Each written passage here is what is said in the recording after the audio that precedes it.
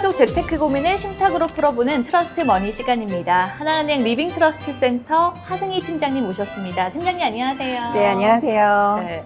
팀장님 혹시 눈이 부시게라는 드라마 보셨나요? 네, 봤습니다. 네, 네. 치매에 걸린 여주인공 이야기로 큰 인기를 끌었던 드라마인데요. 저도 그 드라마 보면서 내가 나중에 치매에 걸리면 남은 가족들 어떡하지? 너무 무섭더라고요. 네, 맞습니다. 아마 그 드라마를 보신 분이라면 다 같은 생각이 아니셨을까 저도 생각 드는데요. 네. 이 치매는 그만큼 드라마의 단골 소재로 많이 등장을 하죠.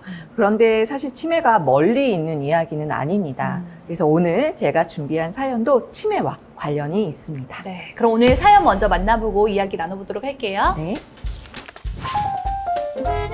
네, 오늘의 사연, 명문대를 나와 독신으로 앞만 보고 달려온 70대 중반의 A씨 이야기입니다. A씨는 명문대를 나와 독신으로 앞만 보고 달려왔는데요. 딸린 식구도 없고 열심히 일에만 몰두한 덕분에 경제적으로 여유로운 삶을 살고 있었습니다. 그런 A씨에게 최근 고민이 생겼는데요. 자꾸 깜빡깜빡 잊어버리는 일이 많아져 병원을 방문했더니 경도인지 장애라는 판정을 받았기 때문입니다.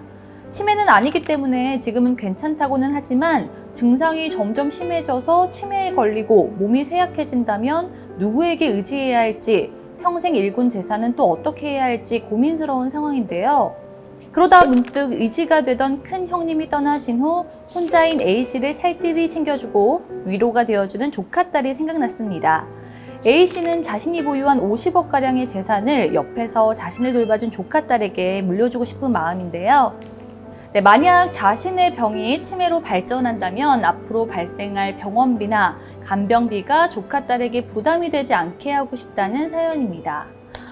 팀장님, A씨가 우려하는 것들이 또 괜한 걱정은 아닌 게 치매라는 게 항상 예고 없이 찾아오잖아요. 그렇죠. 그래서 치매에 걸려서 의사 판단이 어려워지게 되면 아무래도 이 재산을 두고 또 많은 문제가 생길 수 있을 것 같거든요. 네, 맞습니다. 특히 A씨는 사실 본인을 위해 쓸 수 있는 재산을 충분히 모아놓은 상황인데요. 네. 굉장히 본인을 위해선 좋은 일이긴 한데 하지만 만약에 예고 없이 치매가 찾아온다면 자산이 동결이 될 수밖에 없는데요. 네. 이런 상태에서 조카딸이 A씨를 봉양하게 되고 병원비, 생활비, 요양비 등으로 좀 큰 부담이 조카딸에게 발생할 수 있게 될 것 같습니다.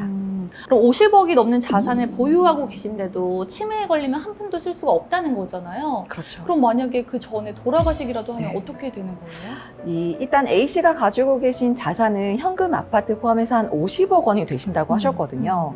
근데 이 50억 원이 재산이 초과가 되면 상속세가 50%가 되거든요. 굉장히 많죠. 예, 맞습니다. 거예요?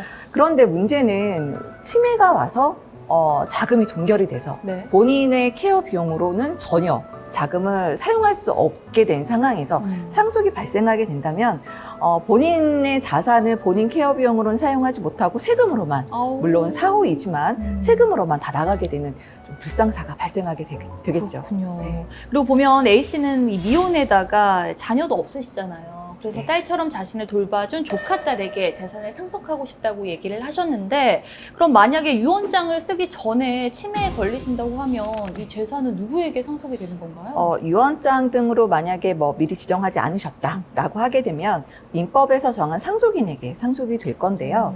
A씨는 결혼을 하지 않은 1인 가구이기 때문에 상속인은 형제 자매가 됩니다. 네. 근데 만약에 형제 자매 중에서 먼저 사망하신 분이 계신다라고 하게 되면 먼저 사망하신 분의 배우자나 자녀들이 또 상속인의 지위를 갖게 되거든요. 네. 이렇게 되면 형제 자매와 대습 상속인들까지 해서 그 상속인의 수가 굉장히 좀 많아지게 될 것 같아요. 상속인이 많아지는 만큼 분쟁도 또 많아질 것 같다라는 그렇죠. 생각이 드는데, 이 A씨의 경우에는 조카딸에게 상속을 해주고 싶다고 하셨거든요. 네. 그러려면 이 상속에 대한 준비를 좀 미리미리 해주시면 좋겠다라는 생각이 드네요. 네, 맞습니다. 미리 준비하시는 게 가장 좋고요. 그리고 만약에 아무 준비 없이 치매에 걸리셨다라고 하면 성년후견 제도를 이용하실 수가 있습니다.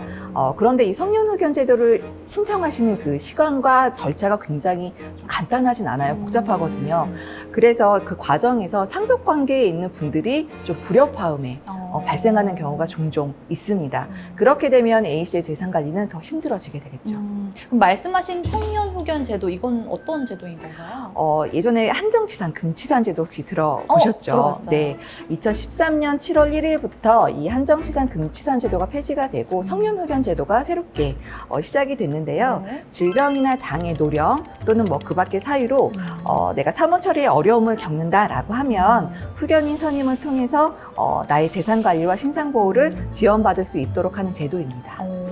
아니 A씨의 경우처럼 70대지만 자신의 의사대로 투자를 하고 또 자산도 운용하시는 분들도 꽤 많으시더라고요. 굉장히 많으시죠. 네, 그런데 이분들 모두 한결같이 치매를 두려워하시는 것 같은데 조금 건강할 때 미리미리 준비를 할 수 있으면 좋겠다라는 생각이 들어요. 저희도 은행의 창구에 가보면 80대, 90대 분들이 굉장히 정정하시고 투자를 아직까지 본인들이 직접 다 결정을 하시거든요. 네. 이제 고령사회다 보니까 노후에도 자산 관리를 직접 하시는 분들이 그만큼 늘고 계신데요. 이런 법적인 제도들을 활용해서 100년 인생이라고 하잖아요. 네. 100년 인생을 잘 마무리할 수 있도록 좀 미리 대비를 하시는 게 가장 중요할 것 같습니다. 네, 그럼 본격적으로 이 A씨를 위한 솔루션 들어볼 텐데요. A씨가 또 가장 걱정하셨던 부분이 자신이 치매에 걸리게 되면 우리 조카딸이 개인적으로 병원비와 간병비를 부담해야 된다는 거였거든요. 네, 맞습니다. 그래서 저희는 유언대용 신탁을 활용해 보았습니다. 우선 A씨의 적정 생활비를 측정을 하고요. 네. 그 금액을 조카딸에게 정기적으로 좀 지급을 하도록 했습니다. 또 본격적으로 치매가 진행이 되면 뭐 간병비나 요양비가 좀 늘어날 수밖에 없거든요. 네. 이제 이럴 때에도 추가로 지급이 충분히 되도록 저희가 처리를 했고요. 이렇게 하면 조카딸에게 피해를 주지 않고 충분히 A씨는 노후를 좀 보장받을 수 있겠죠. 예, 그리고 또 의료비 외에 만약에 본인이 추가로 자금을 뭐 찾고 싶다 요청이 있게 된다면 치매 때문에 본인의 판단이 잘 맞을까 이런 걱정도 좀 되기 때문에 조카딸의 동의를 구해야지만 추가로 자금이 지급이 되도록 하는 것들도 신탁안에 설정을 해 두었습니다. 이렇게 되면 자신의 재산이 다른 사람에게 침해 당하는 것까지 좀 막아줄 수 있는 그런 안전한 재산 지킴이 역할을 유언대용 신탁이 해주고 있는 거죠. 네. 혹시나 치매에 걸린다고 해도 조카 딸에게 금전적인 피해는 가지 않으니까 안심하실 수 있겠네요. 네, 맞습니다. 그런데 이렇게 조카 딸이 재산을 모두 상속받게 되면 분명히 또 반기를 드는 가족들이 있을 거란 말이죠. 그렇죠. 이런 불상사를 예방할 수 있는 방법은 없을까요? 네, 있습니다. 있어요? 예, 그럼요. 내가 건강할 때 임의후견 제도라는 걸 선택하실 수가 있습니다. 당사자가 계약을 통해서 후견인을 미리 선임하는 건데요. 미리 후견인을 선임하고 내가 치매에 걸렸을 때 나의 재산 관리와 신상 관리를 지원받을 수 있도록 하는 그런 제도입니다. 그런데 팀장님, A씨 같은 경우에는 너무나도 믿음직스러운 조카 딸이 있지만 혹시나 자신을 돌봐주기로 한 사람이 돈만 받고 자신의 임무를 저버리는 경우도 분명히 있을 것 같거든요. 굉장히 많이 있습니다. 그런 경우는 어떻게 하나요? 네, 그래서 성년후견 제도에서는 후견 감독인이라는 역할을 두고 있는데요. 네. 이 의무 후견 계약을 했다라고 해서 바로 후견인의 효력이 발생하지는 않습니다. 법원을 통해 후견 감독인이 좀 선임이 되어야 후견인의 효력이 발생이 되는데요.